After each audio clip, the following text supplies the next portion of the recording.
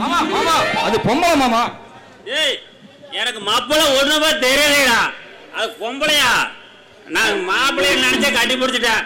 ஏன் பொம்பளை? என்ன மனுஷர பொம்பளை? ஆட கூறுகட்ட பயலே, உனக்கு பொம்பளைக்கும் ஆம்பளைக்கும் வித்தியாசம் தெரியல. மூதேவி இவ்வளவு வளர்ந்துருக்கல்ல. எங்க மாமா கரண்ட் கம்பத்துக்கு சேலை கட்டி இருந்தா கூட 1/4 மணி நேரம் கட்டி பிடிச்சிட்டு தான் வருவாரு. கரண்ட் அடிச்சு செத்தாலும் பரவாயில்ல. அவரே பார்த்தாலே தெரியுது. சரி மாமா, நம்ம மேட்டர் அப்புறம் வச்சுக்கலாம். பொண்ணு புதுசா இருக்குது, ஊரு பேரு கேட்டு விசாரிக்கலாம். ஏமா நீ யாரு, எந்த ஊரு?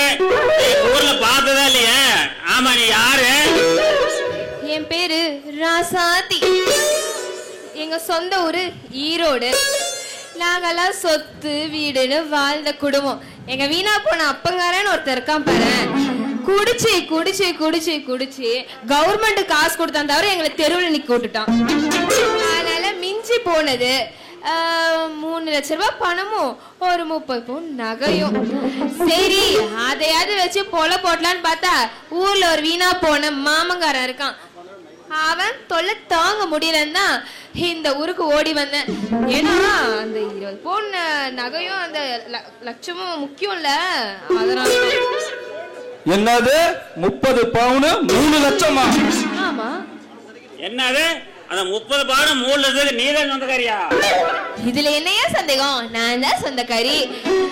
ஆமா, இந்த ஊர்ல ஏதோ நல்ல மாப்பிள்ளையா பார்த்து கல்யாணம் பண்ணிட்டு இங்கே செட்டில் ஆயிடலாம் தான் ஒரு முடிவுல இருக்கேன். ஆனா என்ன கிடைக்கிற மாதிரி தெரியல. அது போக போக பாத்துக்கலாம். இப்போதைக்கு எனக்கு இந்த அட்ரஸ் எங்க இருக்குன்னு சொன்னீங்கன்னா நான் பட்டு கலக்க அப்படி குடுகுடுன்னு நோடி போயிடுவேன். எப்படி அட்ரஸ் கூட?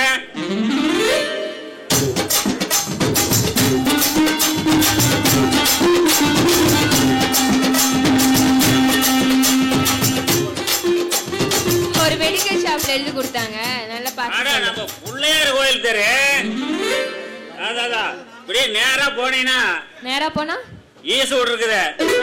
ஈசூட்டுக்கு மேவாக்குமா பிள்ளையார் கோயில்.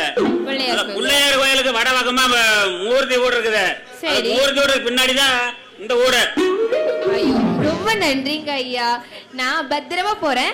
நீங்க பார்த்து என்ஜாய் பண்ணுங்க. நான் போயிட்டு வரேன்.